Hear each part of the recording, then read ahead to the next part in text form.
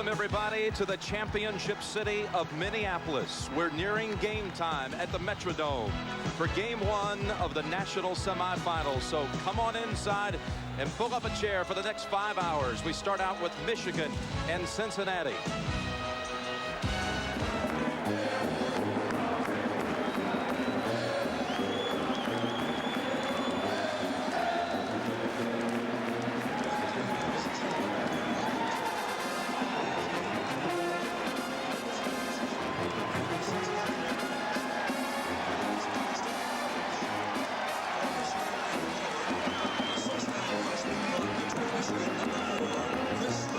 It's college basketball's greatest day. And hi, everybody. I'm Jim Nance. Welcome to the Final Four on CBS. You know, 20 days ago, 64 teams had a dream. Now we're down to 4. Michigan and Cincinnati in the first game. Indiana and Duke in game 2 tonight. Now, the road to the Final Four for the Fab Five. They like to call themselves 5 times from Michigan. The freshmen who went through Temple and then East Tennessee State when they scored over 100. Oklahoma State in Lexington, they beat them. And then the 1 seed in the Southeast, Ohio State. Steve Fisher's gang with these 4 wins to make it to Minneapolis. They were the 6th seed out of the region. Cincinnati was the 4 seed out of the Midwest with an average margin of victory 21 points a game. The closest was UTEP, a 2-point game in the regional semis. Billy Packer, it's just a treat to be sitting alongside you here at the Final Four. And how about this day we have ahead of us? Well, it should be great, Jim. We've got some of the great traditional teams in the history of the NCAA tournament. A key man for Michigan, of course, is going to be Jalen Rose. He's their #1 scorer, #1 assist man. He also is the glue for this club, and he is going to be faced today with one of the great pressing teams in college basketball. It's going to be interesting to see how he meets the challenge. Cincinnati is composed of a group of transfers, many from the junior college ranks, and really from all over the country. Billy, you can take this roster and compile it. Bob Huggins didn't feel he had time to put together a club made up of freshmen, so he did it with a senior-oriented club and a junior college-type club. And the key, of course, has been Anthony Buford. Anthony Buford, an outstanding all-around player for this basketball team.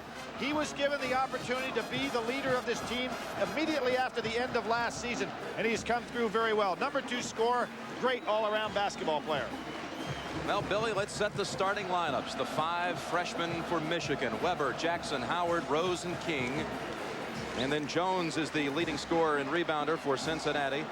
Terry Nelson, Corey Blunt, Anthony Buford, and Nick Van Exel. And a look at the Michigan huddle.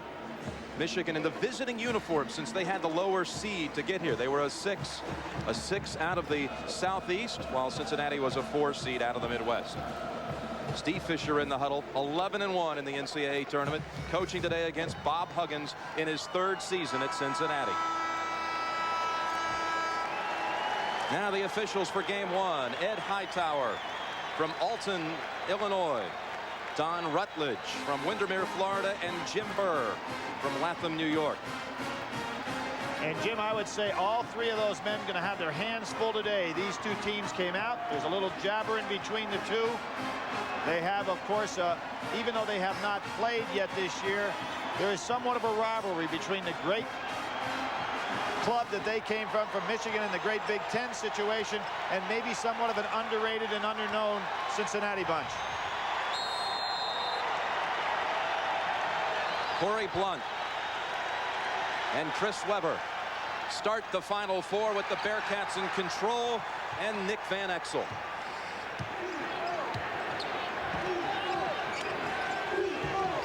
Blunt steps to the outside. They don't play a man in the low post, taking up a lot of space there. They want to have a lot of room. That's offense.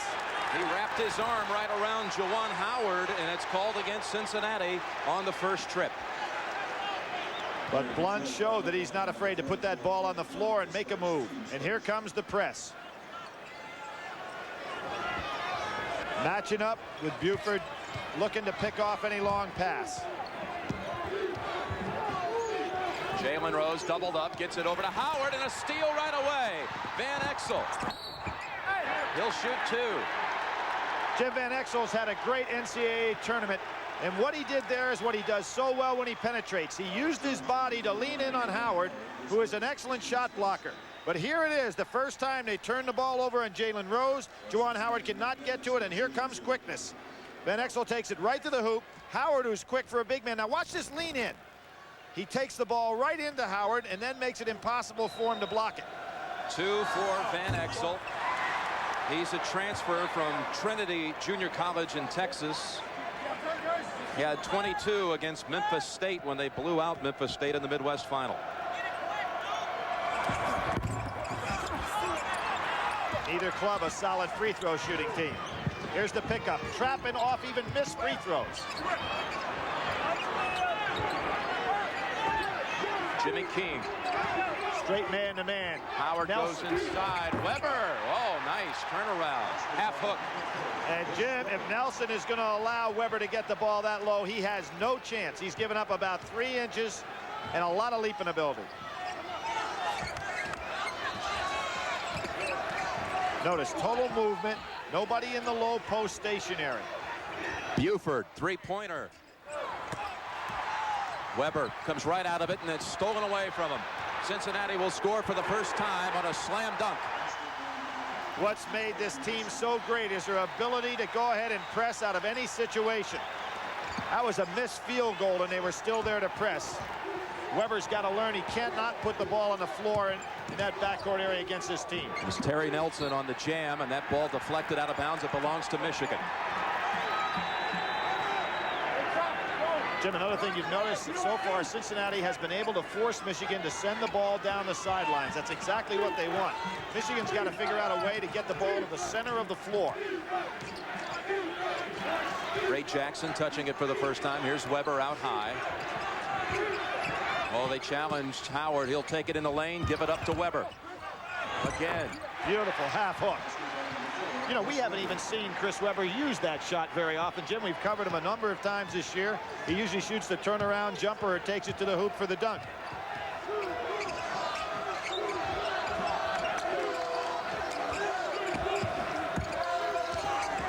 Van Exel uses a screen from Blunt and hits the jumper.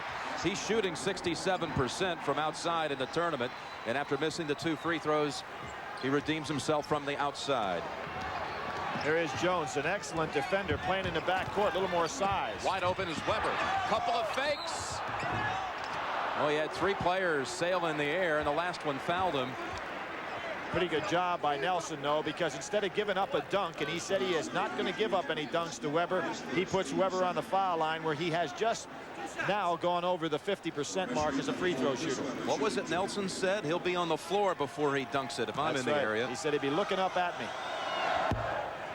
Weber even told me yesterday at practice, he says, I've been reading all this stuff and hearing all week that Cincinnati says I'm not going to be a factor in this game. He's hit a couple of field goals but misses both free throws. And there it is. You took away 100% opportunity on the dunk, put him on the line, and Michigan comes up with 0.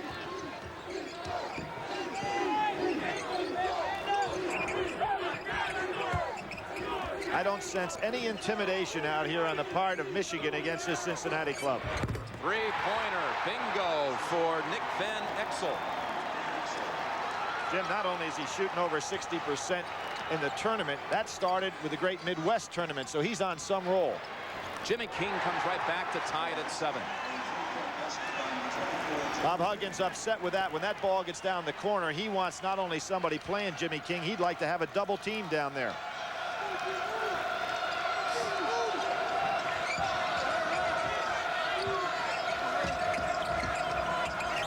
Herb Jones, their leading scorer, has not put up a shot so far. Forced it inside perhaps, or Buford wasn't ready for it, and Michigan forces the turnover. Pretty solid defense by Ray Jackson, who came off that outstanding defensive performance against Jimmy Jackson.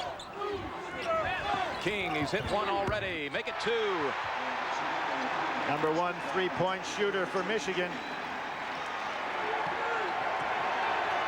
Michigan is 4 for 4 from the floor at the Final Four. Blunt, good pass. Yep, gives it up to Van Exel, and Van Exel now has 7 of Cincinnati's 9 points. I was surprised Howard didn't go after him on that play.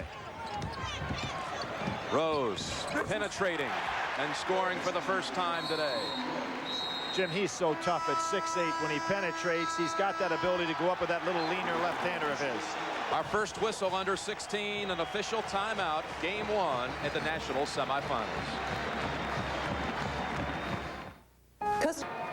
Back in the Metrodome, the last thing Bob Huggins told his team was to keep their composure, that eventually the trapping would get to Michigan.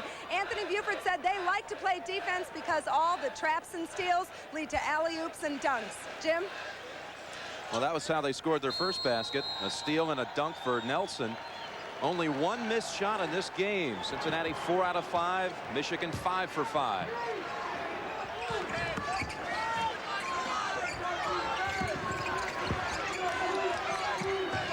Martin has come into the game for Cincinnati. Eric Martin.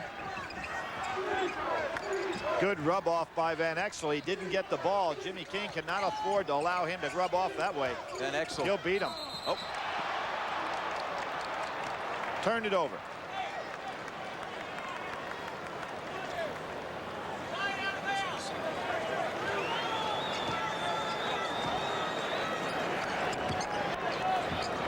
Now watch Jalen Rose look over this defense, try to get the ball in the middle somehow.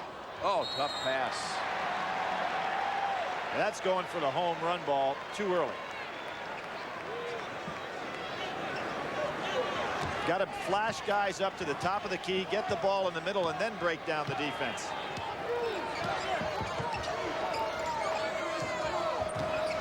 Van Exel has some quickness on Jimmy King. You know what, Jim? You've already seen that. He could have fired up a 3 on the last trip where he turned it over. That's out of bounds, belonging to Cincinnati. Ray Jackson, an excellent defender, and against Jones, who is one of the best post-up players in college basketball, Jackson just beating him to the spot. Anthony Buford with the ball. He played for Huggins at Akron and then transferred. Played for him for 2 years. Driving and laying it up short. Weber spots the break opportunity, and Jackson lost it. Weber's right there. Lunt pulls it down. Cincinnati wants a break. Buford with Rose shouldering him, and Rose is called for the foul.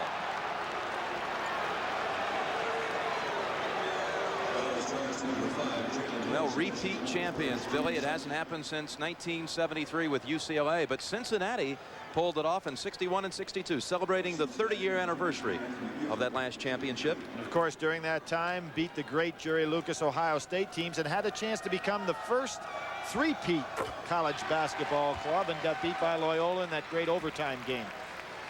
And Duke will be trying to duplicate that back-to-back, as UCLA last did it in 73, and they'll be playing Indiana later tonight. Jeff Scott has come in for the Bearcats, replacing Blunt, and here comes the pressure. Well, you can see that Bob Huggins is very confident with that bench of his. He's going to go 9 deep today. He's going to use those fellas quite a bit, and that puts some pressure on Steve Fisher to start thinking about his bench early on in this game. Howard finds a slashing King, and he is fouled by Jeff Scott, who just entered the game. If Michigan will get the ball to the center instead of going down the side as they did right there, they're going to be able to go ahead and work very well against this press. Ray Jackson inbounding. Great defensive player, Billy, and Herb Jones, who he's guarding, has not been a factor so far. Cincinnati's leading scorer. Oh, good Rose steal. Got it right back. Steal.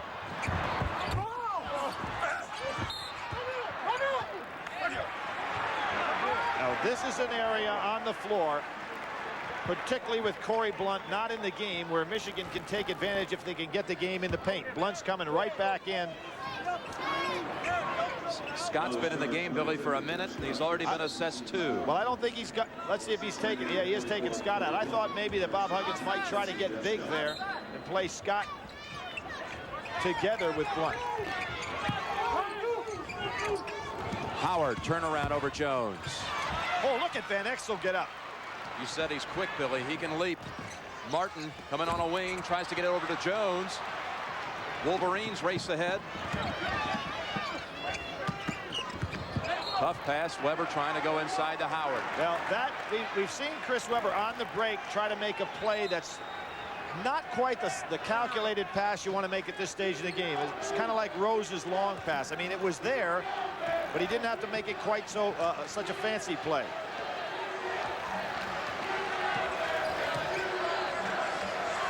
Now watch the screen off the top. A scissors play. Looking to hit the guards down low. Jones on the baseline. He's doubled up. Weber blocks it out of bounds. Now Weber will have a little something to say. Jones on the way by. Don't bring that stuff in here. A little jawing during the warm-ups, Billy. Well, actually, I'm kind of surprised. They started out in the warm-ups really talking to each other, but they haven't in the game so far. Nice move by Buford over the taller defender. Buford averaging a little over 15 a game. Jimmy King. He'll pull up and nail it. Oh, he's hot at the start. That's a 2 for King, and he's 3 for 3 from the floor, including a couple of threes. An excellent jump shooter from the outside. He's getting more and more confidence as the year goes on. Oh, good change off the pass. Chris Webber was lucky that he got a piece of that one because Martin had an easy layup. Which freshman will be replaced first? Yeah, and Weber a moment ago telling Cincinnati, what a great picture. Well, you know, Bob Fishman telling him to zip it up, guys, telling Cincinnati, I'm sure. Well, you know, he really has a lot of emotion in the game, Jim, and I think a lot of times it's emotion within himself. He might have been talking to himself, say, let's get back to the game. Alan Jackson handling the ball in for the first time for Cincinnati. Michael Talley has come in for Michigan, replacing Jalen Rose. Rose, the first freshman to sit. Jones. Well, he hasn't had any luck taking the ball inside on Jackson, so he shoots from a standstill jumper. Hit Good a idea. three. That was a 3. Weber, oh, that got right past 2 Bearcats who could have stolen it. Well, that pass was intended for Howard. He didn't get his hands up in time, and it went all the way through to Chris Webber, who was on the ball enough to be ready to make the catch. And I thought Steve Fisher would go to that bench, bring some of those experienced players in. It's going to take more than a starting team to win this one. Second chance opportunity. Stolen away. No, they won't get that chance. Talley will take the middle. Dish it to King. 360. Followed up by Jackson. Buford will take it at him. Oh, Weber. He was trying to draw the charge, and he just weaved his way right around him. Well, Buford now has taken it against Weber. Van Exel has taken it against Howard, so they're not afraid to take it inside, even the guards. Back in. That should be a goaltend. That should be a goaltend. Yes, sir. We're going to talk about it first. Jim Burr says yes from midcourt. That counts, goaltending and a foul. Without question, the foul was committed. And what might have happened in that particular case, the minute that the foul was called, Martin might have gone up there not realizing that the play had not ended because it was an obvious goaltend. 2 on Blunt and 2 on Scott. The inside guys for Cincinnati, and they brought in Terrence Gibson. Bob Huggins' first signee. Scott bouncing back off the bench, in for Blunt. Jim, that could be a real serious problem, and you'd like to be, if you're Bob Huggins, an opportunity to stay as big as possible. You don't want Michigan to be able to play volleyball on that rim.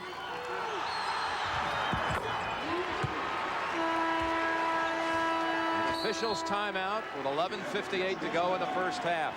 The Wolverines by 1.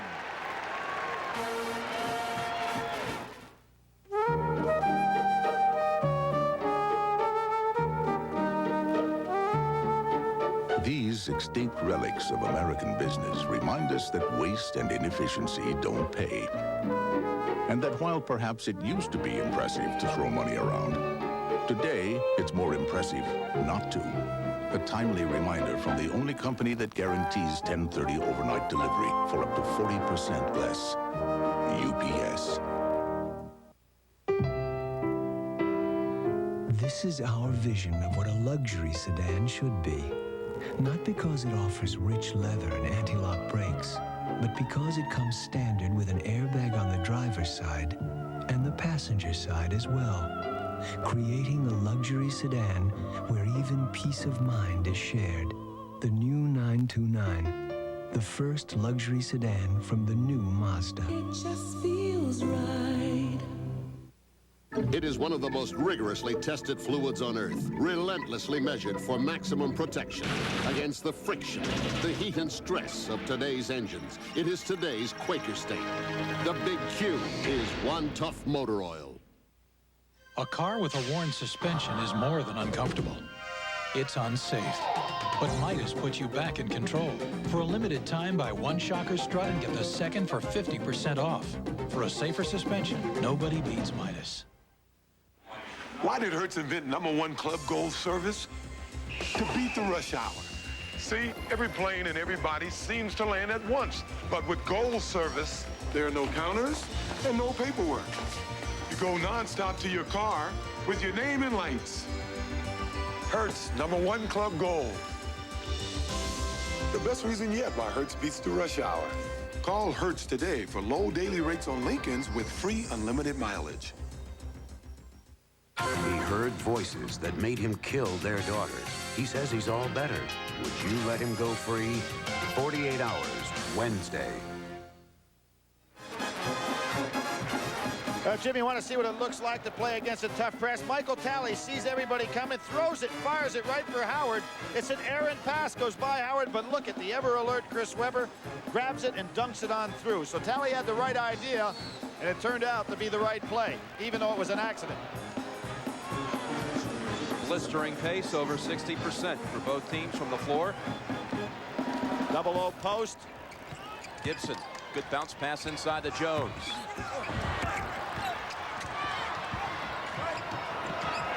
Smart by Jackson to pick that dribble up and get it backwards. He was going right into the teeth of the trap. Michael Talley gives it up to Webber. We got a change in the defense now by Cincinnati. They're playing a matchup zone and trapping out of that. Oh, Howard, beautiful. great move. He never caught it. He just tapped it over to Webber, who has 8. But Juwan Howard to Webber, and Wolverines lead by 3. Jim, in that zone, Cincinnati is very, very small. Jones is listed at 6'5". He's probably closer to 6'3". The guards are small now, and Martin's 6'5". So Michigan can throw right over the top of the zone. Martin got it right back. Hey, can you believe Cincinnati taking it to him on the boards? Talley makes the fake. Oh, good rejection by Jackson. Alan Jackson. Gibson on the wing.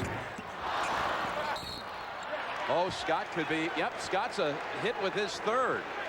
Jeff Scott.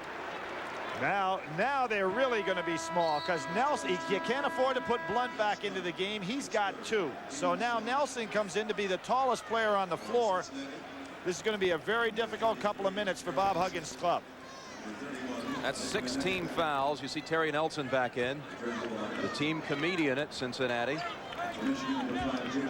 And Steve Fisher has not yet had to use Eric Riley, so he could get even bigger if he wants to go to the bench.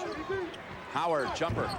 Just Followed up big. by Rose. Jim, they're too big with this lineup on the floor. Van Exel has come back in at the point. Now you say on the other end of the floor, why not create a mismatch? The problem, Nelson not a scorer. Talley pushed off. His first, team foul number 3. See, they're just playing right over the top now. Good block out by Nelson, but no way for the small guards to handle Rose, who's 6'8", playing at the guard position.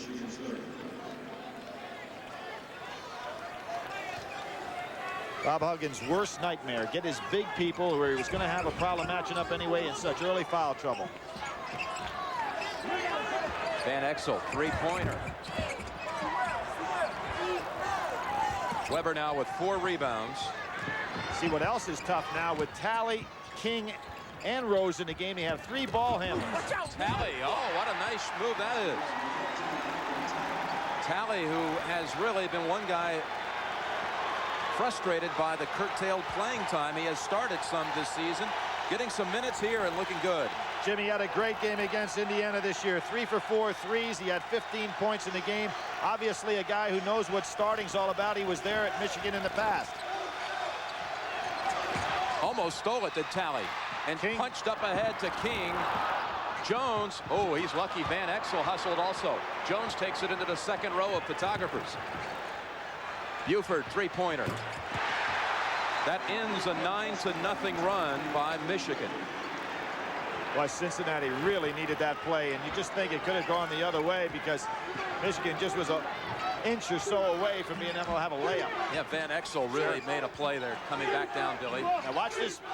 They're trying to match up a little bit. Nice play by Martin. Martin denying. Jones on the break, and they'll shoot two.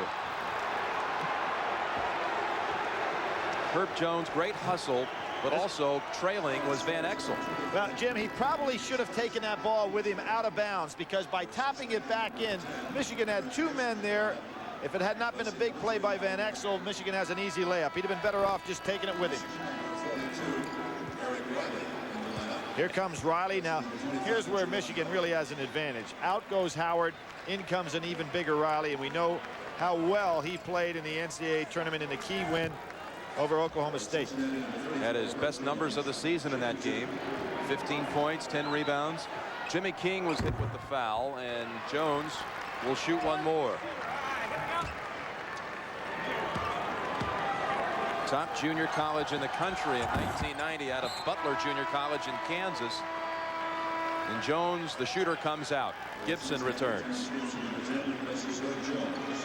They call Terrence Gibson instant defense.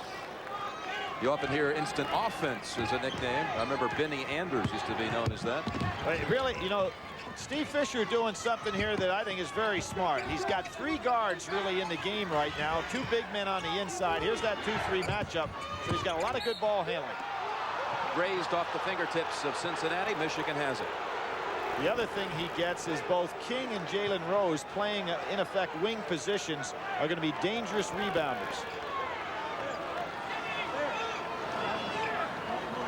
8:33 to go in the first half. Michigan 25, Cincinnati 23. The winner plays Monday in the championship game. Rose goes through the defenders. Oh. He is so good at that jump stop jump shot as he penetrates. You know, you're coming right at the basket. It's very difficult to have any good perception on that shot. Normally it's hit off the back of the rim, but he's perfect with it.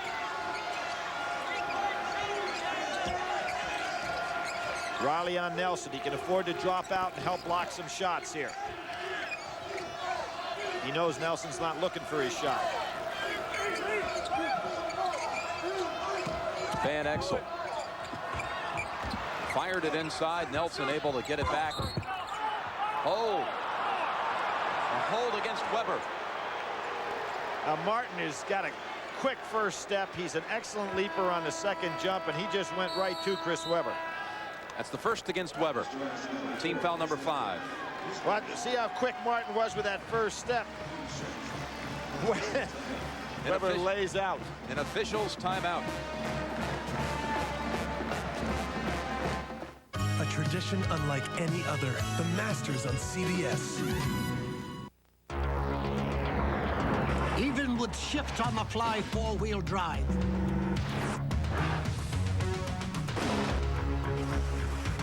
High-track independent front suspension.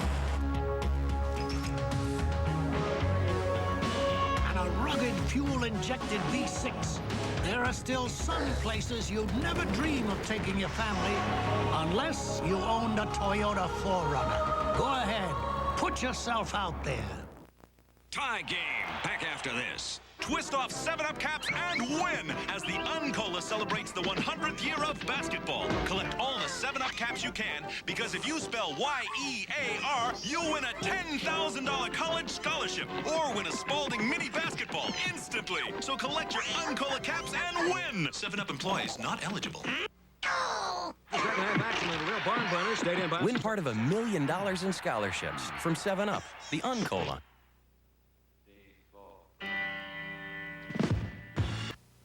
You're watching CBS Sports coverage of the Final Four. The last 6 months, this building has housed the World Series, the Super Bowl, and now the Final Four. And at the 7:52 mark to go in the first half, game summary. Billy, Michigan 63%, Cincinnati 47. Well, what's amazing about that is Cincinnati has done a great job holding opponents to just 41% so far in the tournament. And whenever they outshoot their opponents, they're 21-0. So at this point, you can see why they're just down 4. Jim Nance and Billy Packer from Minneapolis, Indiana, and Duke. The second game of our doubleheader. Again, look at how small this club is on the floor right now for Cincinnati. Nelson and Martin are going to have to get it done inside. Buford actually playing a forward spot. Foul outside on Ray Jackson. You said Martin and Nelson would have to do it inside. They're both 6'5", Billy. And they're the biggest players on the court right now for Cincinnati.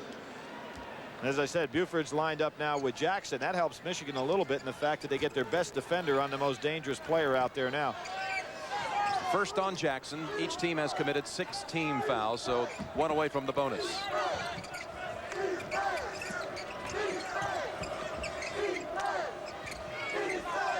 Cincinnati showing good patience here, Jim, occupying the clock, making the bigger Michigan team have to really work on defense. Martin steps past Weber.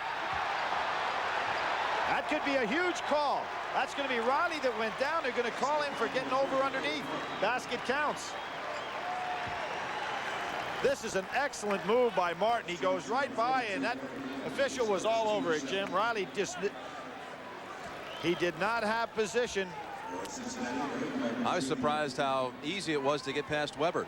He made one quick dart, and he was on his way to a 3-point opportunity. Well, I talked about that explosive move he made on Weber just a time or two ago. Chris is going to have to sit down to play Martin. And the press stays on, pulling that zone out a little bit.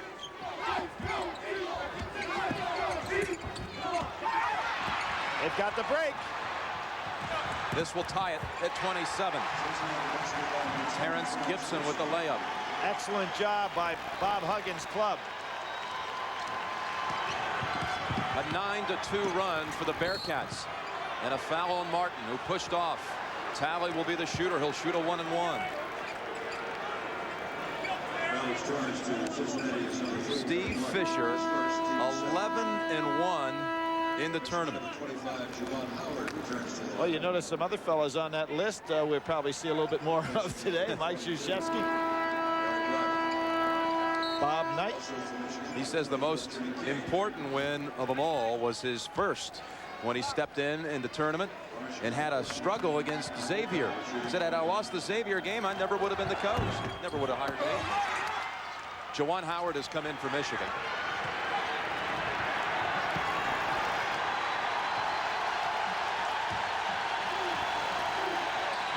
On this 9-2 run and looking to take the lead. Buford.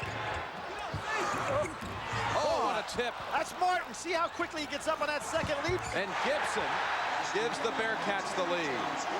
Martin is really playing great basketball. Talley's got to go backwards with this ball some. Here comes the trap. Ray Jackson. He was hit with the body by Martin. His second, team foul number 8. The Michigan team composition. And really the only senior that plays is Freddie Hunter, a former walk-on. Jimmy King back in. Jackson at the line for 2. Jim, the guy that's really doing it for Cincinnati is Eric Martin. He was a co-MVP with Blunt in junior college. He hasn't had any great number type games, but he's very solid. And today he's showing what he can do inside, and they really need him with both Scott and Blunt on the bench. Again, a teammate, as Billy mentioned, of Corey Blunt at Rancho Santiago Junior College. And he gets it alive again. Yep. 1-point lead for Cincinnati and possession. Michigan has been thrown out of sync with this press. Martin again getting past Weber. Short on the off the glass. And that was Blunt that was up there to keep the ball alive. Offensive. They got him with the elbow. Howard. One of the things that Bob Huggins has done with the press is that can attack you at any time. It attacks on missed shots. It attacks on made shots, missed or made foul shots. Now watch this right here. They stay right with the press. Normally, and a good call by the official, normally a team would break down at that point and get back on defense, but Cincinnati keeps it right in your face. The Michigan players are going to have to get used to that, throw the ball backwards, get in the hands of their guards as quickly as they can. That's 2 on Juwan Howard. Herb Jones back in for Cincinnati. That ball deflected by Jimmy King, who was defending the inbounds pass. Jackson will dunk it home for a 1-point Michigan lead. Much smarter play by Weber. Just make the good fundamental two-handed chest pass to the following Jackson.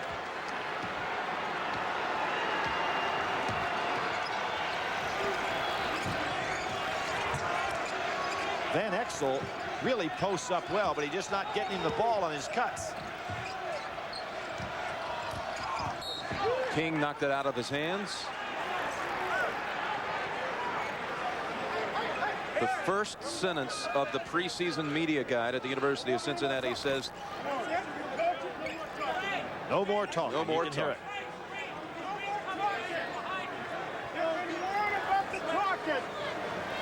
They've been warned about the talking.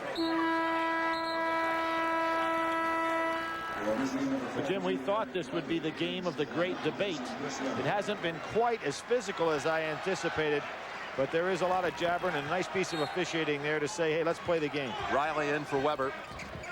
Man-to-man out of bounds. Buford missing. 2 Bearcats fight for it. Oh, and Van Exel let Howard pick it up. And here comes trapping but again. He read that one all the way. Van Exel. Jalen Rose starting to get annoyed, I think, out here in the fact that he's not had the ball in his hands, which is exactly what Cincinnati wanted to do to this club. There he is. Get the ball back out to the man that can get something accomplished. Check out the defense. Matching up in the zone. Oh, they deny it again and take it away. Martin will wait. Not good spacing there, Jim. Jalen threw that ball from so far out in the low post against quicker people. Buford, beautiful for Buford. Now that's a young man from Flint, Michigan that wasn't recruited by one Big Ten school. He's got a little bit to prove today. So Wisconsin sent him a letter, but no one really showed him any interest. Rose, short, and Jones has it. Oh, not for long. Ray Jackson right back for Michigan.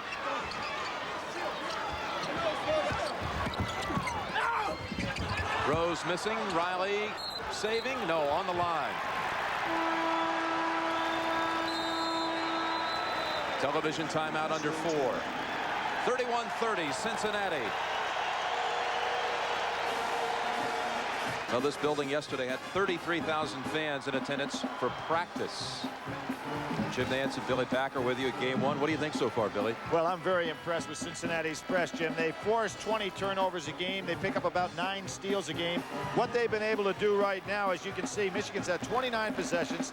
Cincinnati's been able to put the press on 16 times in various ways, and it's resulted in 5 turnovers. So they're right on target. And what they've also been able to do with the press is keep the ball out of Jalen Rose's hands so that they can't get working in the paint against Cincinnati's team that is much smaller.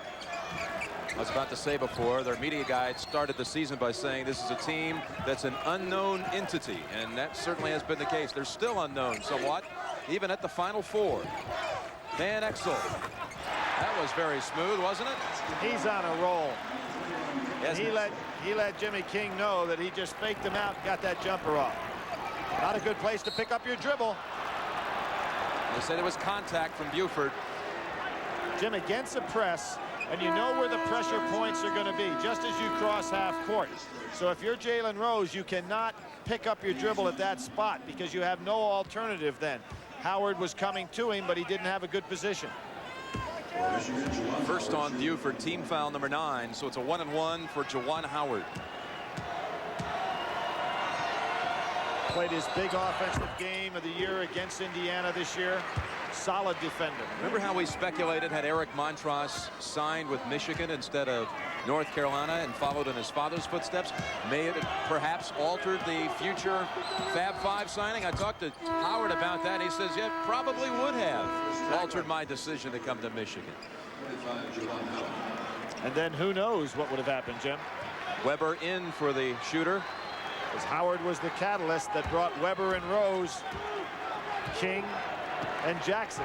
He was the first to sign. He signed in November of '90.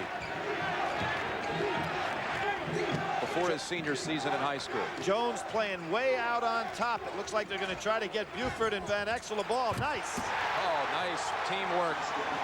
Passing in the paint and back to a three-point lead. Well, when Cincinnati was destroyed by Indiana earlier in the year, another trap. And Van Exel, great pass to Jones, right over Riley. Sensational play. Largest lead of the day for Cincinnati. There's Rose picking the ball up.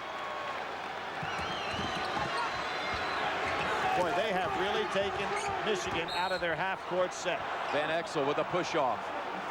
And there are a few words exchanged with King and Van Exel. See, right there is the trapping point. Michigan's running exactly into the area that Cincinnati likes. And you start talking about an incredible catch and put back by Herb Jones. Watch this. He goes right over the top, puts it back up the right hand. Beautiful play. First foul against Nick Van Exel, so number 10 on Cincinnati. So that means a double bonus situation. 2 free throws for Jimmy King. Jim, if Michigan's going to offset the press, they cannot get themselves to cross half-court area right in the corners and get the double team just as Cincinnati wants. They've got to get the ball to the center of the floor and not be so anxious to attack the press. Make the press work at least one pass.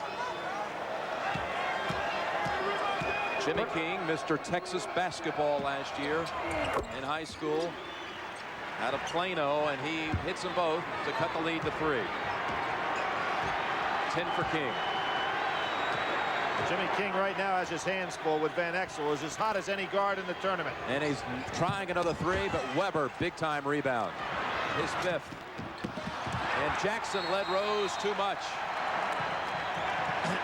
And Jim, you notice how few times today Jalen Rose has been the man that has the ball in his hands. Indiana and Duke about 30 minutes after this one finishes. Cincinnati's #1 piece of strategy when we talk to Bob Huggins is to keep it out of Rose's hands, and they have done a great job of that in this first half. Very unselfish team is Cincinnati. Huggins been coaching for 10 years, said it's the most unselfish group he's ever had. Good pass by Van Exel, baseline, easy shot for Terry Nelson. Nelson is not going to look to score often. That's about his range in the jumper, but he doesn't take bad shots. But again, it was Van Exel with the assist. Not only scoring, but setting up his teammates as well. You notice when they get a trap, they don't necessarily give up on it. Here it comes. Buford stays right with the trap. King could set up a break for the Bearcats. They have taken Michigan right out of the game with the trap. Oh, and Rose was just planted, and they went right by him. Jim, we wondered if there would ever be a cracking point for these freshmen. They're seeing a type of game that they have not seen. They do not control the tempo of this game, nor the way it is to be played, and it's really thrown them off stride. Herb Jones dunk makes it a 7-point margin. King in and out. Weber on the follow. Oh, missed the layup. Riley's there, however. Well, when the ball gets down in the paint where Michigan wants it, they can score. Final minute of the first half.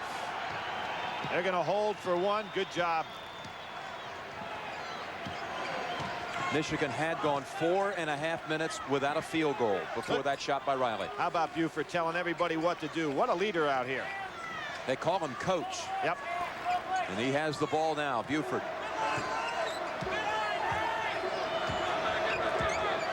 It's a 14-second differential, as you can see. Think they'd like to see Herb Jones get that ball down the low post, or just a clear out?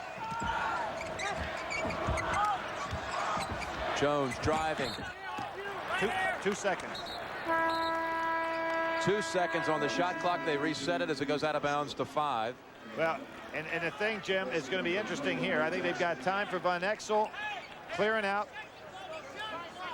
We see Voskuhl come in for Michigan. And Steve Fisher did a wise thing, reminding his club that it is back to 5 seconds. Look for Van Exel to rub off here. Nelson right back to the inbounds pass from Martin. Back to 5. Yeah. They're going to get the last shot of the half if they keep up at this pace.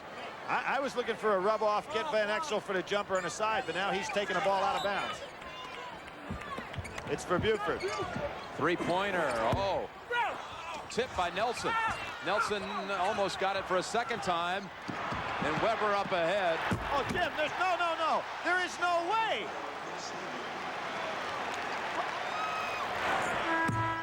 Oh. What happened to all the time? Was that possible that they had that much time? Yep. Pretty good effort from three-quarter court, too. Those 5 seconds extra helped Michigan. Cincinnati 41, Michigan 38. We'll be right back from the Final Four. With the official The drums of April here in the Metrodome. Cincinnati leads Michigan 41-38. Welcome back to Prudential at the halftime. Now to check in with our roving reporters who are in the hallway, and so is Christian Leitner, who arrived here just a few moments ago getting ready for his game. And our reporters are in those hallways as well. And let's check in now with JB. James. All right, Pat, thank you very much. Michigan's worst fears occurred in the first half. That was not protecting the ball. Consider that Michigan turns the ball over 17 times a game, 12 in the JB, the folks at Cincinnati are happy with that defense. They forced 12 turnovers that led to 16 points. What they'd like offensively is to pass the ball a little more around the perimeter, get more touches on the ball. As for the verbal showboating, some call it trash talking, Terry Nelson said nothing he hasn't heard back home in L.A. It's home for you, Pat. All right, Leslie, thank you. If you're Steve Fisher, what do you do to get your team back in this game? Thanks, Pat. Patience versus the press in the second half and establish the inside game. That's where their strength is. That's where they have to go. They're only down by 3, too. The Wolverines or the Bearcats are 1 half away from a shot at the national title. And we'll find out as we rejoin Jim and Billy when our exclusive coverage of the Final Four continues here on CBS after a message and a word from your local station. Enjoy the second half. Cincinnati 41, Michigan 38 at halftime. There were 6 ties in the first half and 10 lead changes. Each team at one time led by 7 points. 3-point Bearcat lead right now. Billy, your assessment. Well, Jim, I think that Bob Huggins' team did a great job with their pressure defense. Even when they went to the small club and fell back into the zone, they were still pressing out of the zone. Michigan players never did adjust to it. They're going to have to go ahead and pull the ball back out, try to make Cincinnati chase them a little bit before they attack. They're trying to attack immediately on the first pass. Cincinnati is too good at the press to do that. We saw Chris Weber, 10 points, 6 rebounds in the first 20 minutes. This man with the ball, Jalen Rose, has had some big second halves this year. Look out for him in the final 20 minutes. And for Bob Huggins, he can bring Corey Blunt back in. He kept him on the bench a long time with those 2 quick fouls.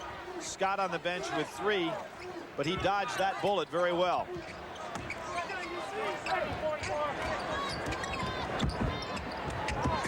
Juwan Howard. Buford saves it to Blunt. That was just the quickness of Buford. Weber was in excellent position for the offensive board and couldn't complete. Van Exel faked as though he was going to alley-oop it and drove right past his man to draw the foul. Jim Van Exel's been too quick for anybody on the Michigan team. Here we see those stats, and Michigan shooting 58% and finding themselves behind in the game. But there's the reason why. They've turned the ball over, and those turnovers have really led to the difference in this ball game. Billy, that was the 3rd foul against Juwan Howard. 2-shot situation. Van Exel will have 1 more. He is the Nintendo champion on this team in the Super Technical Bowl. They take it with them, Billy, on the road. Play that computer game, and he was the champ this year. See, here's what's interesting, how that trap will jump right back at you. Here they are back into their matchup zone, looking to get an opportunity to trap out of it, and there's another turnover. Steve Fisher beside himself. He's going to go back with Talley and try to play the 3-guard set. There he is, Talley for King. Now, King started this game hitting 3 real solid jumpers down in the wings where you want to have some shots available. This is going to free up Rose maybe to play that position some, because Talley will have the ball. By the old. That's a pretty good idea by Van Exel. It's just that Blunt didn't move to the basket. Yeah, pick and roll not working that time. 7th turnover for Cincinnati. I mean, there was the pick. There was just no roll.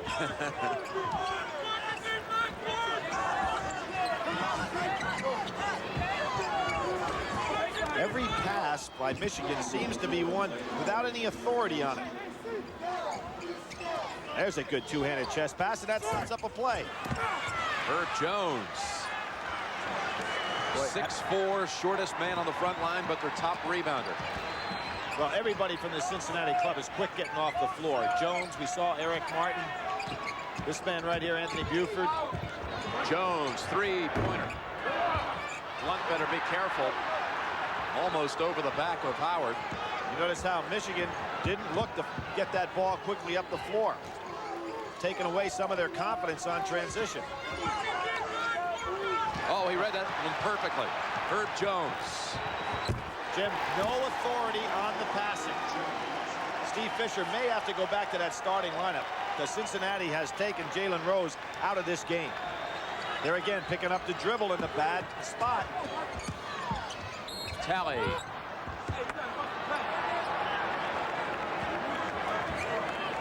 Watch this cross-court passing against a team like Cincinnati, going to get you in all kinds of problems. The ball has got to somehow get to the center of the floor. Comes Jimmy King. That last foul on Anthony Buford. His second. Jim, this is the lineup that I think can best work for Michigan. They can go ahead now and put Talley in the center, Rose and King on the wings, and still have enough power inside with Weber and Howard if they never get in a half-court set. Weren't you impressed with Buford yesterday when we had a chance to talk to him? I mean, he's just an articulate guy, has his head on straight. You can see why he provides such great leadership for this team. He told us when we met with him, Billy, I've got a feeling that Michigan is going to be looking past us.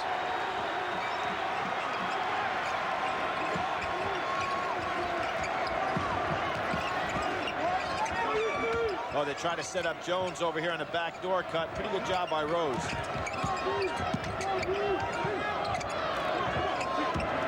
Buford takes the pick.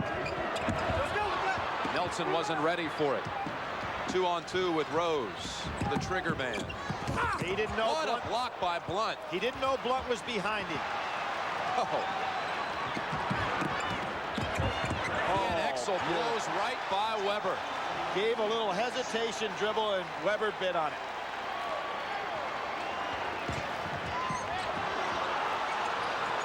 King, they need the three.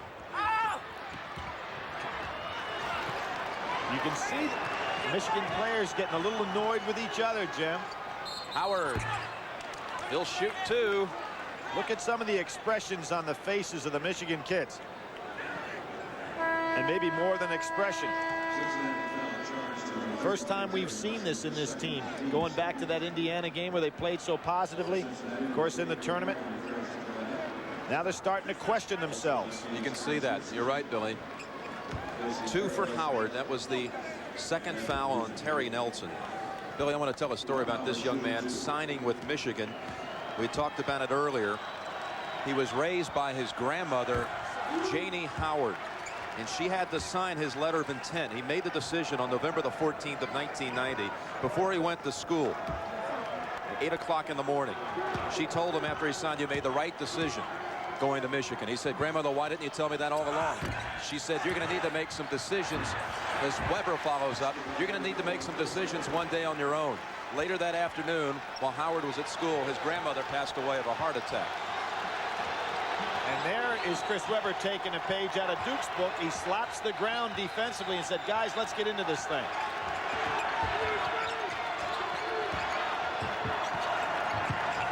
Martin, who really turned things around for Cincinnati, back in the game. Blunt, he's put the ball on the floor a few times in this half. There's What a tip by Martin. It's an explosive leaper. Well, he's much bigger than 6'5". Oh! I didn't see that. Well, it was Talley pushing off against Jones. 3 men around the ball. Talley's got a hit ahead. Second on Talley. Thought it might be a reach-in on Jones. See right here, he pushes Jones out of the way. No question about it. Perfect replay to prove it. We'll be right back. Officials timeout. Fab Five, or 5 times, whatever you call them, they're down 5 at the moment in the second half. The Cincinnati pressure D has been part of the story here, Billy. Well, not only is it turning the ball over, but in the second half, Michigan's just 1 for 6, shooting 17%. They've been able to get into no semblance of an offensive set on half court.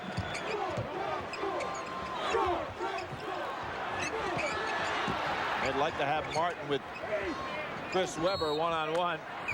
Webber was saying it was off his forehead, off of Martin's forehead, but Hightower was there, and it's Cincinnati basketball. Webber must have Martin by a solid 4 inches, but he's given up an awful lot of quickness on that first move that Martin puts on him. See if they try to take advantage of it. There he is.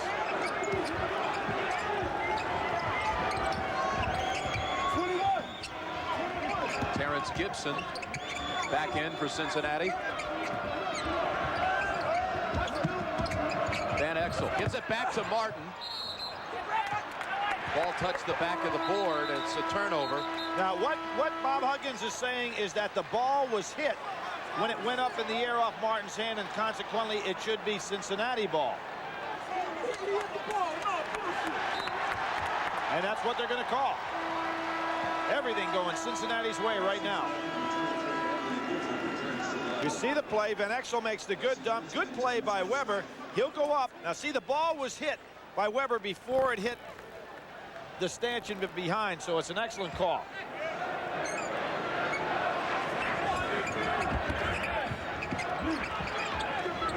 Shot clock is under 10. Now we're down to the 5, and Jim, I'm going to go back to halftime. There is, what, 15-12 left in the game, and not just the 5 seconds? That's what you meant by it. Wait a minute. There we go. Van Exel. Van Exel gets hit, and that's going to be a 3 foul shots coming up on this one. It's a 3-point shot. Talley got him. It's Talley's 3rd personal. You know, really, Van Exel in this particular game and throughout the NCAA tournament, where he has been so outstanding, is probably as fine, if not the best guard play of anybody in the tournament so far this year. Has put the speed level at a level that Michigan can't handle right now. He's going by people, creating a lot of mismatches. Struggling today from the line. Remember, he opened, missing his first 2. He's now 1 for 5. He did not, Nick Van Exel did not start the season at guard. In fact, not until some 14 games into the year did he replace Alan Jackson as the starting point. But they're 18-1 since they made that move. And, you know, in talking to Bob Huggins about it, said it was just a matter of time. And he makes them tough to defend. Match their largest lead, 7-point lead. King trims it right away to 4 with that 3-pointer. King is drilling his outside shots today, and a perfect man to set down in that low wing position. Back screen on Webber.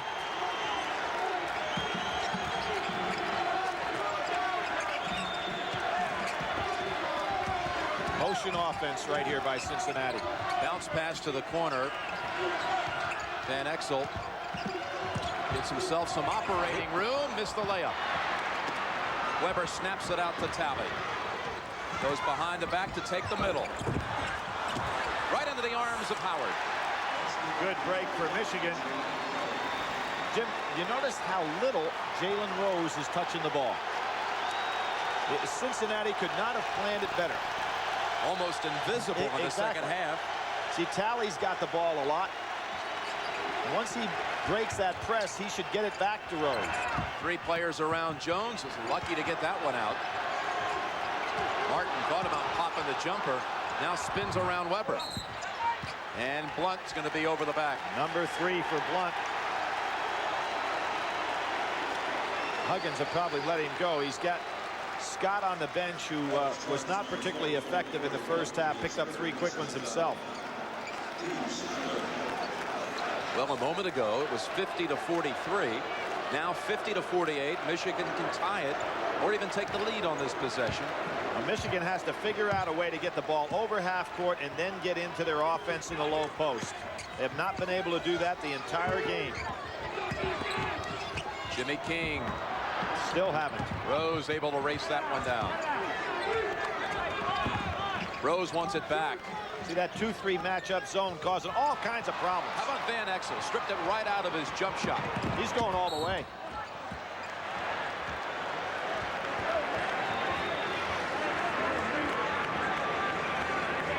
And Jim, you look up at the scoreboard and you have a feeling Cincinnati in total control of this game, but that hasn't been the case. There's Van Exel coming from behind, just as Blunt did a time or two ago, being able to make the block from behind. Van Exel taking the ball out of the hands of Rose. Jalen Rose. As we see Voskuhl back in. That was the 4th on tally, so he'll sit. And what this also means that with Voskuhl in, he and Jimmy King will play the wings, and Rose now will be required to handle the ball. So after making the steal from Rose off the shot, Van Exel will shoot 2. Too bad these two couldn't have played on the same team. Could you imagine that rock and roll backcourt of Exel Rose and Van Jalen? It's a reach. You said I'd never go up with it. And here they are. 16 for Van Exel, and Jones working on Rose on this trip. Yeah, notice that try to wait till he gets over half court before they trap him. Here they come.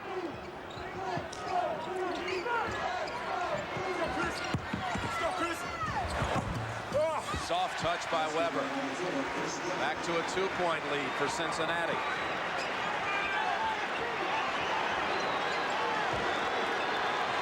And if Cincinnati gets in a game where they're trading baskets half court at a time, then it swings the balance back over to Michigan. Cincinnati needs to turn them over some.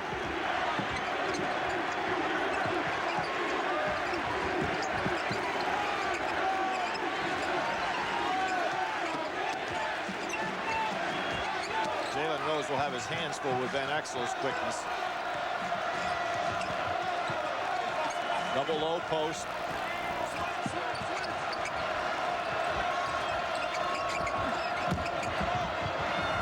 Jones missing over the 2 Giants.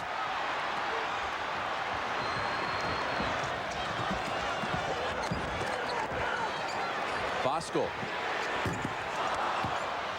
Long rebound sets up the break for the Bearcats. Voskuhl from behind gets the steal. Good hustle by Voskuhl. This could tie it. Howard's blocked by Blunt. Oh, his second big one of the half. Van Exel. Jimmy King forgot Van Exel was a left-hander. He just gave him a little shoulder fake and came back to his strong hand.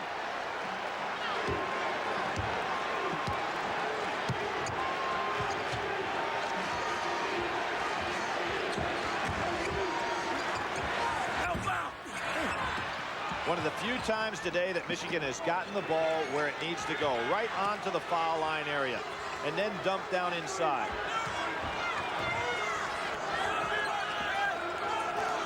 Rose 3 out of 9 so far. Tip, I guess. Oh, Voskuhl. I thought the first tip was going in. I was going to give him credit for it with 2 players in the area. But Weber was doing a good job using his body to shield everybody out. Voskuhl couldn't deliver. See the shot. Now watch Weber on the inside. He's got everybody blocked out. He had a perfect situation for Voskuhl and might have blocked it a little bit himself. Van Exel with his 2nd foul, and Voskuhl to the line for 2, Billy.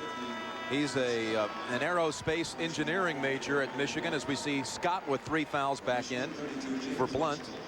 Voskuhl had a class on Monday, the day after the overtime game against Ohio State, where he had to give an oral presentation on laminar versus turbulent boundary layers flowing over a rotating football. 10-minute speech. I would have loved to have heard the conclusion. Well, that's a Bo Schembechler course. Is that what he's back there teaching that one? You know, he talked to this Michigan club after they turned the ball over 34 times against Detroit. That picked up their concentration level. An official's timeout. You know, there's real magic in Diet Pepsi. It's got that special aha ingredient.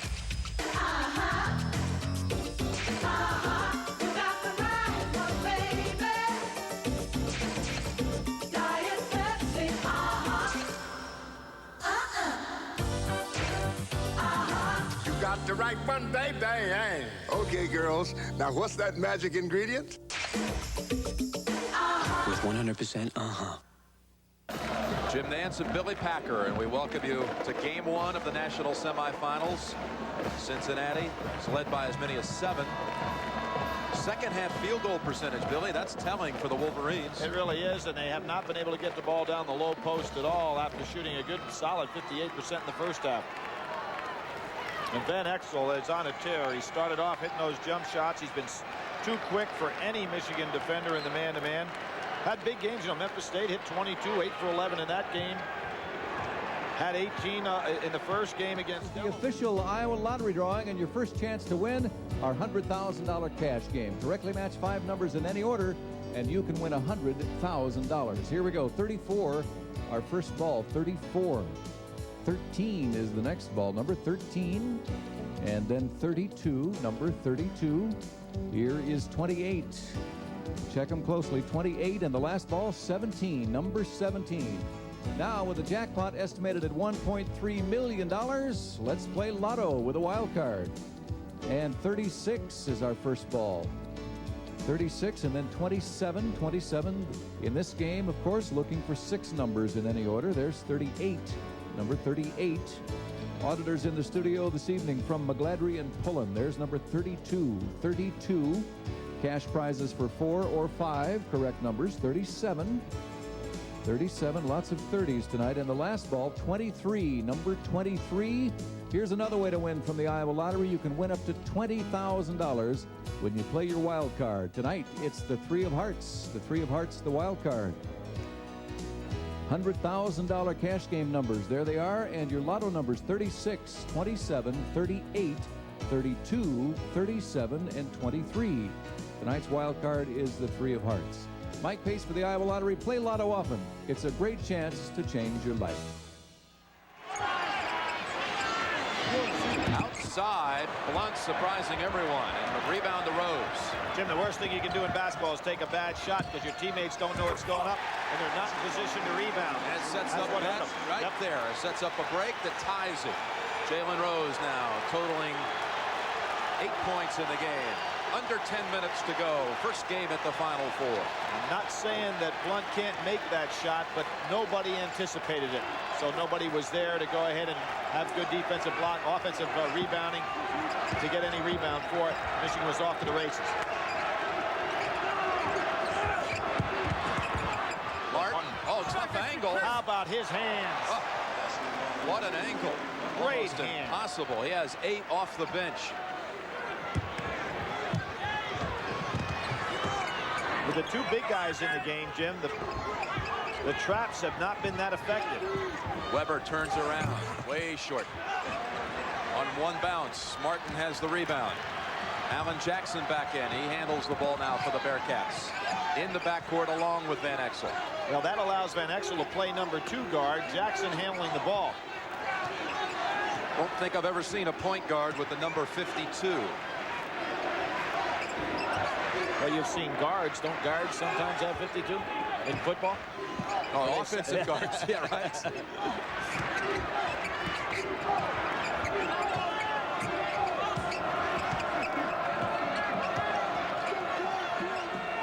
Michigan matches up with this team pretty good defensively. I'm not sure Jackson's aware of it. Under 5 on the shot clock. Lost his dribble. Has to force it. Back to Martin. Oh, Bosco, nice job. Jimmy King. That's a tough foul right there. Now Buford and Van Exel both got some foul problems. They both have 3 on them.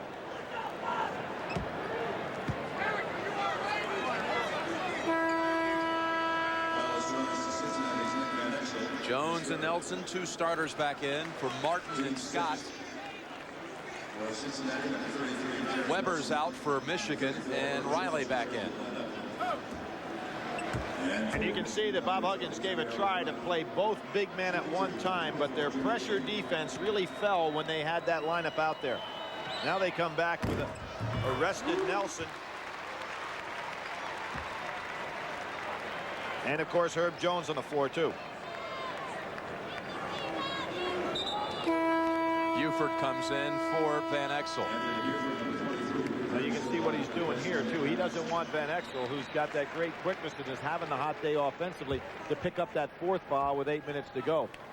So you probably hold him out for 2 or 3 minutes here. King ties it at 56. A little more than 8 minutes to go.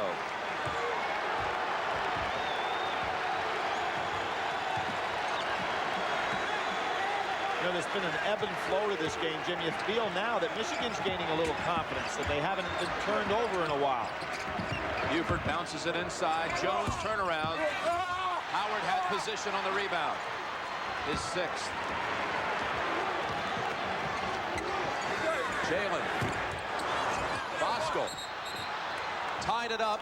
Arrow belongs to the Bearcats. That's the under 8-minute timeout on the floor. What a game to start out Super Saturday.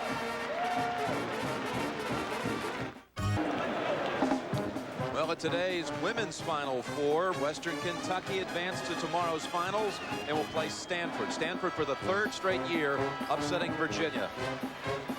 That's tomorrow at 4 o'clock Eastern Time. Andrea Joyce will be hosting. Brad Nessler and Ann Myers calling the women's championship game. Mary Carrillo will be there as well. Jim, this is a tough game to figure out. Tie score, you've got a situation. Turnovers favoring the Cincinnati club. Rebounds, Michigan's leading 35-22 on the boards. Cincinnati has not been out-rebounded so far in the tournament. They're getting destroyed in there today, but they still find themselves tied. Another rebound for the Wolverines. Riley, and Rose almost committed himself to a backcourt violation. Caught himself in midair. Nice job by Voskel to take that ball into the center. And there's that zone matchup. Howard picks up the loose change, and Michigan has a 2-point lead with 7 minutes to go. That's the 2nd time in this half Howard has been the recipient of, in effect, a lucky play inside to score.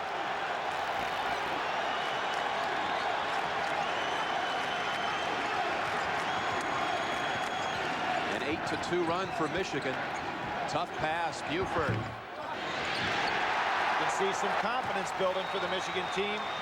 Those grimaces that were on their face midway through the first half are giving way now to look good, solid performance.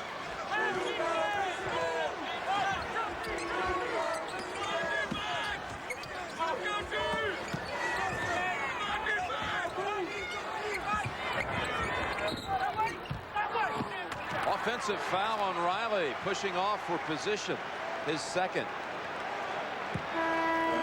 At the conclusion of every tournament game here in Minneapolis, we'll be selecting a Chevrolet Player of the Game. In conjunction with the award, Chevrolet donates a $1,000 scholarship to the General Scholarship Fund of each school. Eric Martin has come back in. Billy, let's keep an eye on him for Cincinnati. Well, he and Jones make it tough down inside because they're so good in low post. Three-pointer. Martin again. Gives him the 2nd chance. Buford in the lane. On the hands. Rose with the foul. His 2nd. Well, Buford talked about going down to the city of Detroit. He's from Flint, Michigan, playing an awful lot of summer league ball. Rose, of course, a player that's played so much summer league basketball, and that AAU basketball that they've both played and gained a great deal of experience. Weber coming back in. Buford said he's been hearing where Weber says they played together in some of those summer league games. I don't remember him. Now, you've got to remember Chris Weber if you've ever been in a game with him. But Buford has played for a national champion before, 1986 and 87. He was on the national AAU champion team from Michigan with Derek Coleman, Mark Macon, Anderson Hunt, Doug Smith, and Steve Smith. How about that team? I don't like that team. I mean, how can you put that group of guys together and not win it? Really? All the rest are in the pros. I thought you were going to say you don't like that team. You love that team. I guarantee you.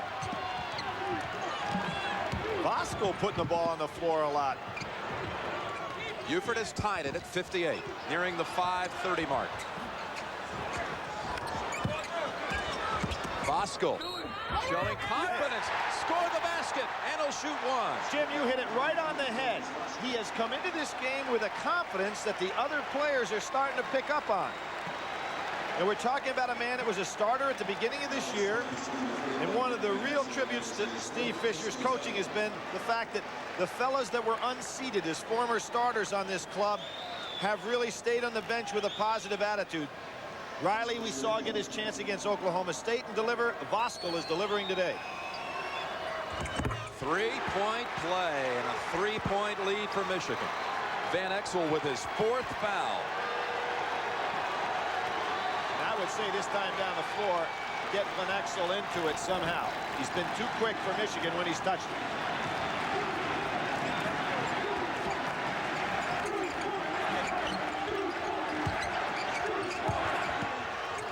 In a jam, Buford had it blocked. Bosco gets it out of the trap to Rose.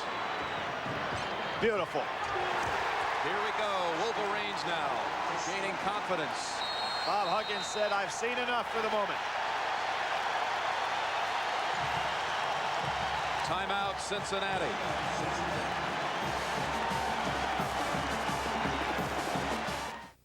Chris Webber will give you a cutaway shot, as we call it in our business. After the dunk, put him up 5.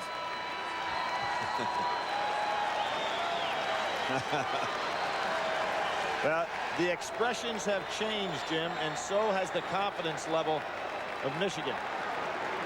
And I think a very wise timeout by Bob Huggins. He cannot let this game get away from a team that has played extremely well here today. In my estimation, Van Exel's the man that they've got to give an opportunity to score for. 5 minutes to go. Michigan by 5. He's setting screens on the inside. Terrence Gibson.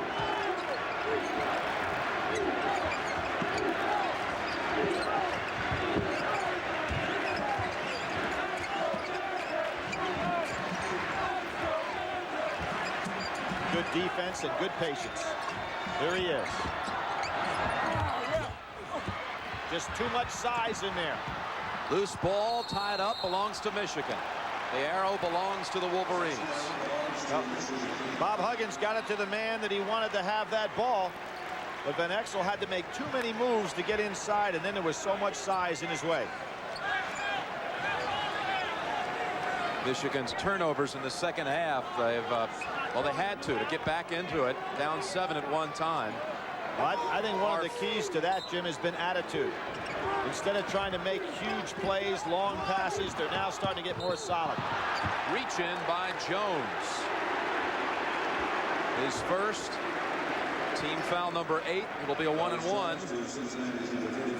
I saw those shots of Chris Webber, and it reminded me of the Oklahoma State game, Billy, where he fouled out, and he was so intense on the bench, trying to cheer his teammates on to advance to the next round, and they tagged him with the nickname ML Carr, and a couple of times he almost hurt some teammates, grabbing him by the neck, coming off the court in excitement, trying to get him pumped up. Here's Buford back in. They promised him that would not be his last game, and of course there was nothing he could do about it sitting over there on the bench in that foul trouble, but his teammates came through for him. His roommate at the line, Rose, told him, don't worry about it. You've not played your last game of the season. We're going to win it.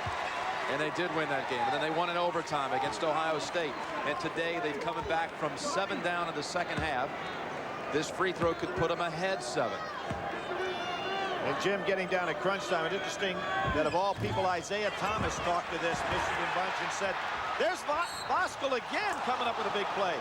But Isaiah talked to this club one time and said the last 2 minutes are where the game is played with the heart. And his team is getting down to that point right now and showing a lot of it. And I think right here, if they're looking for MVP of this game today for Michigan has been Voskuhl off the bench. And again, a tribute to Fisher. He just kept playing with the parts of his puzzle until he finally found one that would work. Blunt was assessed his 4th. Voskuhl will shoot one more. Blunt with 4. Van Exel with 4. And Scott comes back in for the Bearcats.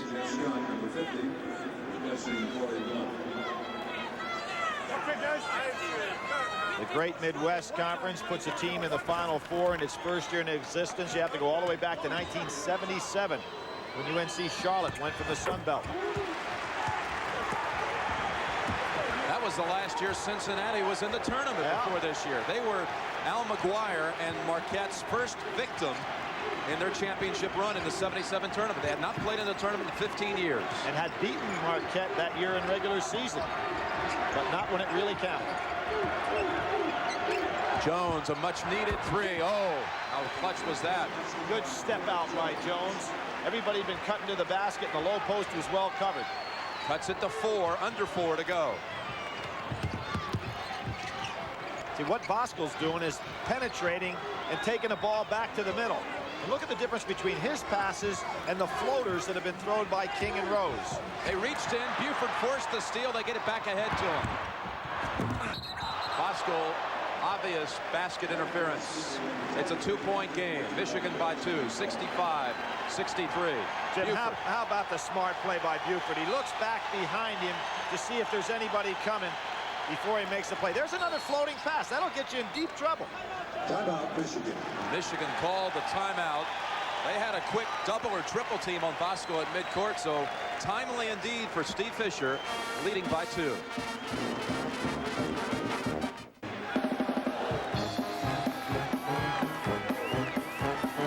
Each team with 2 timeouts remaining. Jim, one of the things we have to think about the rest of this way is free throw shooting.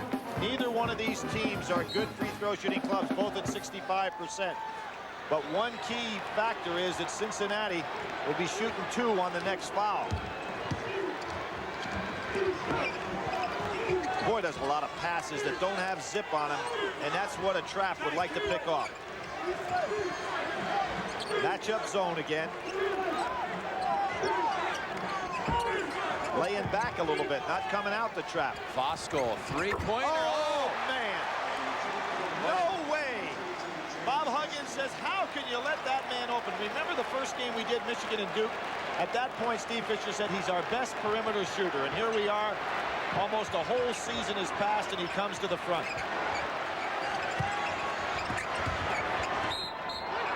Reach. Jimmy King, reached in. His second. And the 7th against the Wolverines. So a 1-and-1. Well, on the matchup zone the last time down for Cincinnati, and Bob Huggins are really on his club. They were very passive, not trapping aggressively like they did in that first half when they had Michigan completely confused. Corey Blunt. He was Basketball Times Junior College Player of the Year last year. But he's this year a 55% free throw shooter. 6'10" center, 1-and-1. Oh, big one. Line driver. And there is the comedian on the team who finds nothing funny at this point in the game. Terry Nelson, it is. One more for Blunt.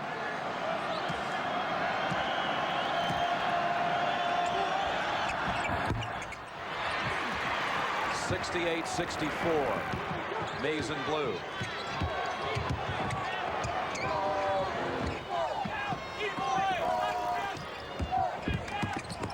King. Weber crashes, comes back out to King. And Steve Fisher is screaming to his play keep away. He wants the ball. Oh, almost picked off by Buford.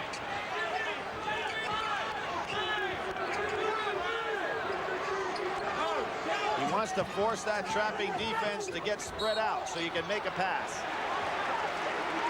Martin fouling Howard. 3 on Martin. Team foul number 9, so 1-and-1 for Howard. Foul is charged number 3, Eric Martin, his third, team's 10th. I mean, make that 10 team fouls, and that is important because instead of if it was 9, it would be a 1-and-1. Now, and with it being 10 team fouls, it's a 2-shot situation. Jim, I often think for teams that are not good free throw shooting clubs, that's really important to know that you've got another one coming. Gives you that little bit of confidence. Tremendous advantage on the boards for the Wolverines. As I said before, Cincinnati had out-rebounded every opponent in this tournament coming into today.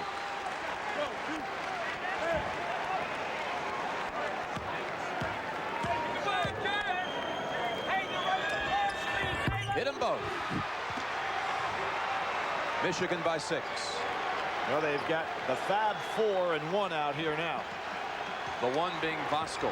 Ray Jackson, the freshman that's not in there now. Buford, three-pointer. Beautiful arch. Beautiful arch on that shot. You liked it all the way. Jones hit one a moment ago. Now Buford cuts the lead in half to 3.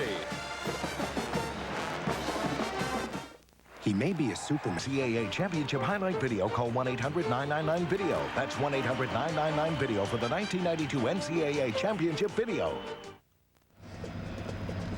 Nighttime in Minneapolis, the Metrodome. Michigan leading by 3. Cincinnati getting a three-pointer a moment ago by Anthony Buford, then calling a timeout. So the Bearcats have 1. Billy, take us through some strategy here with 1:53 to go. Well, Jim, one of the things that has hurt Cincinnati in the second half, they haven't not been able to press as much because they're only shooting 36%. But I think they have lived and died with this press. The rest of the way it's going to be, can Cincinnati turn one over here, or can Michigan finally make a good play and maybe even come up with Cincinnati gambling with an easy basket? Instant defense, Terrence Gibson, number 10, now coming in on Voskuhl, in for the Bearcats.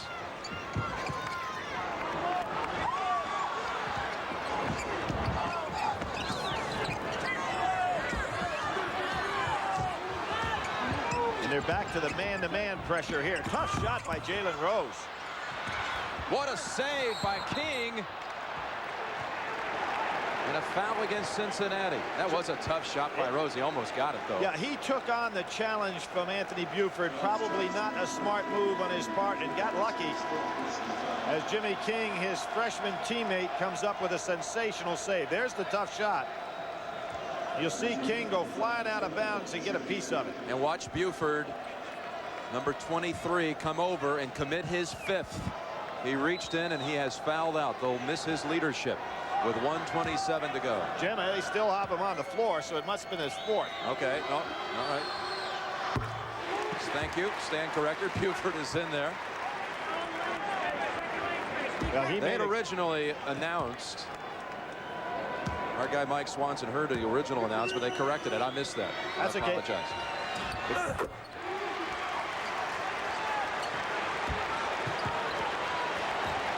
5 now. They've got to be thinking, get a 2-point possession, and let's see if they do anything different. Get a 2.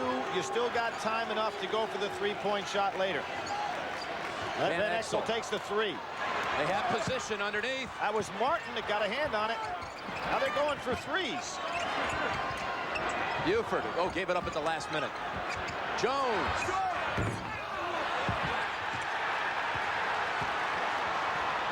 Weber ahead. Good passing. Back to King. There it is. Just as Christian Laettner, Jim, said last week, the catch was the most important thing. Weber looked that ball right in his hands and made the great catch on that play. Out of bounds, belonging to Cincinnati. 7-point lead with 43 seconds remaining. As that ball was in the air for so long, you would have a tendency to look for the basket instead of catching the ball first. Weber did the fundamentally sound thing.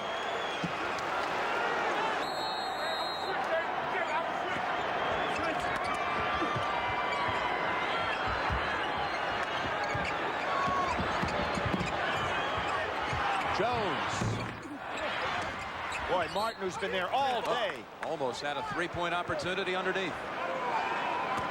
Well, they're down 7 now. They've got to force a turnover, and they've got to count on 3s the rest of the way.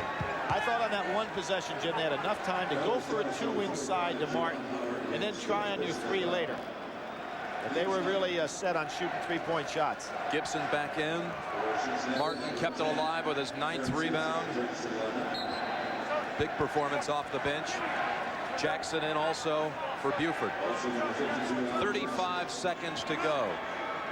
Well, what you think here is Bob Huggins is going to try to just put somebody in there for defense and bring Buford and Van Exel right back into the game. Well, that's taking a gamble with only 35 seconds to go. They're standing on the sidelines, as you can see, not sitting.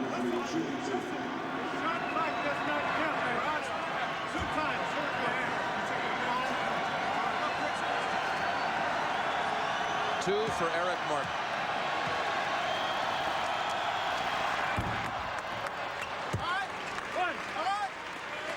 Martin's been a 50% free throw shooter in the tournament, 55 on the year.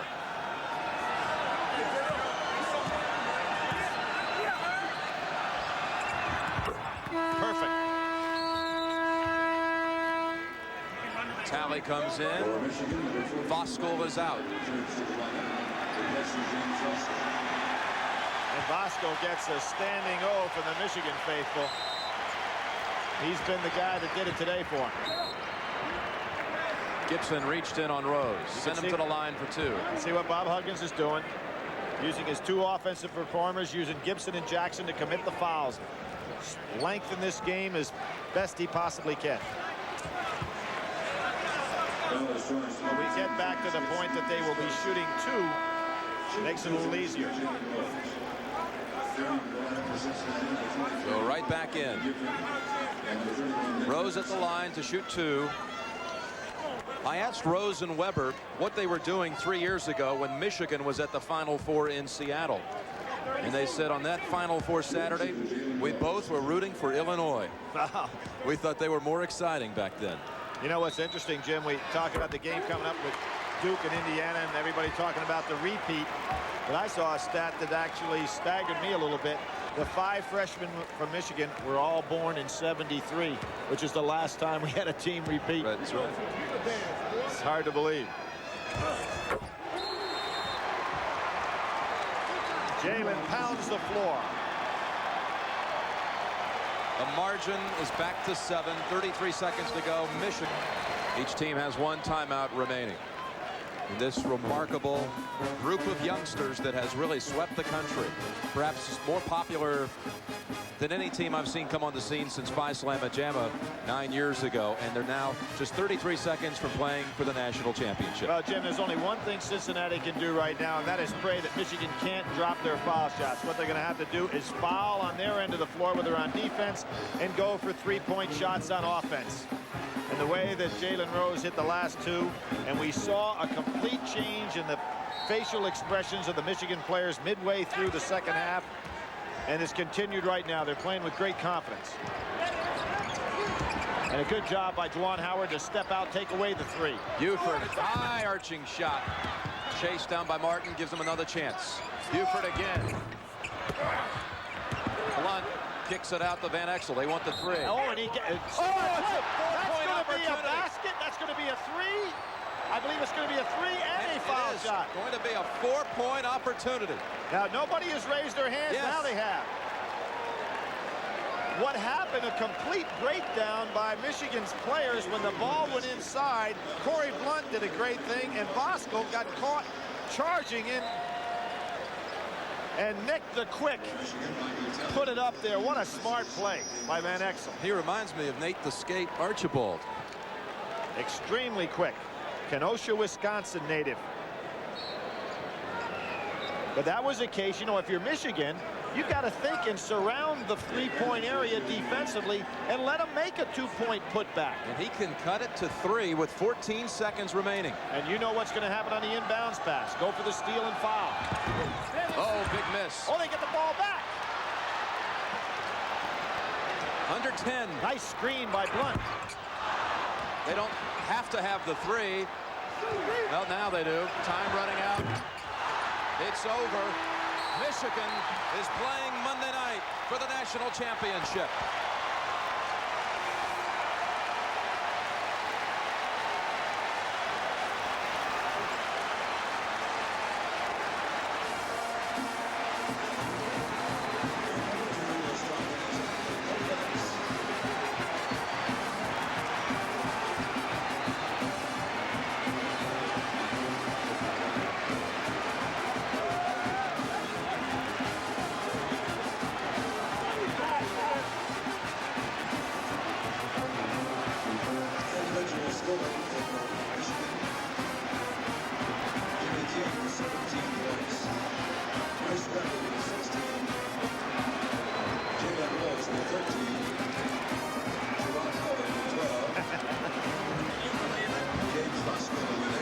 know, Billy, with 14 seconds to go after the missed free throw, Cincinnati still had one timeout. They could have kicked it inside, perhaps got a quick bucket and a timeout.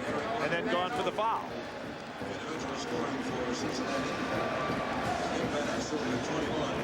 Michigan is set for Monday night. They want Duke. They've told us that. They want the rematch. They call it the ultimate game. They met earlier this year. It went into overtime.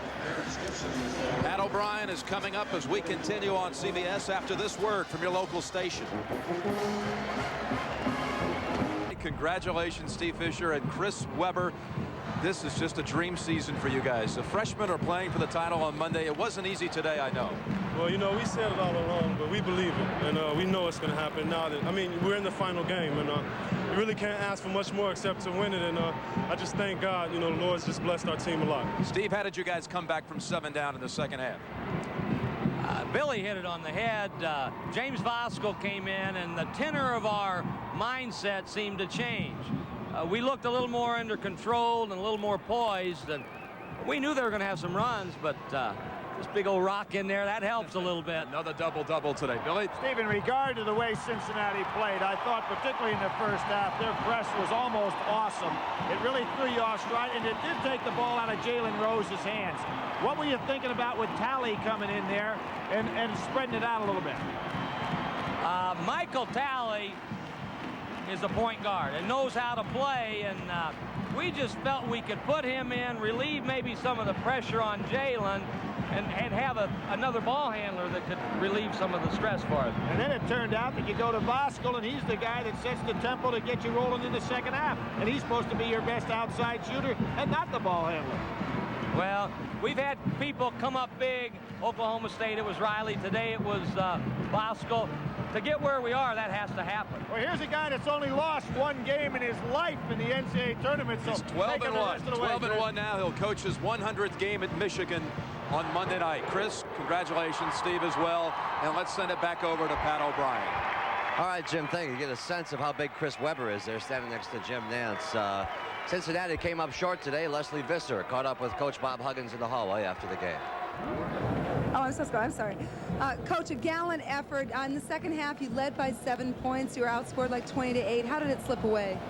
We just let them rebound the ball. They got too many second shots. We still, I thought, were in great shape until Jalen Rose gets the rebound foul and makes 2 free throws. They just destroyed us on the boards. We just didn't get it done on the defensive glass. We just gave them too many second shots. What about you? Forced a lot of turnovers in the first half. Do you feel your press was as effective in the second half?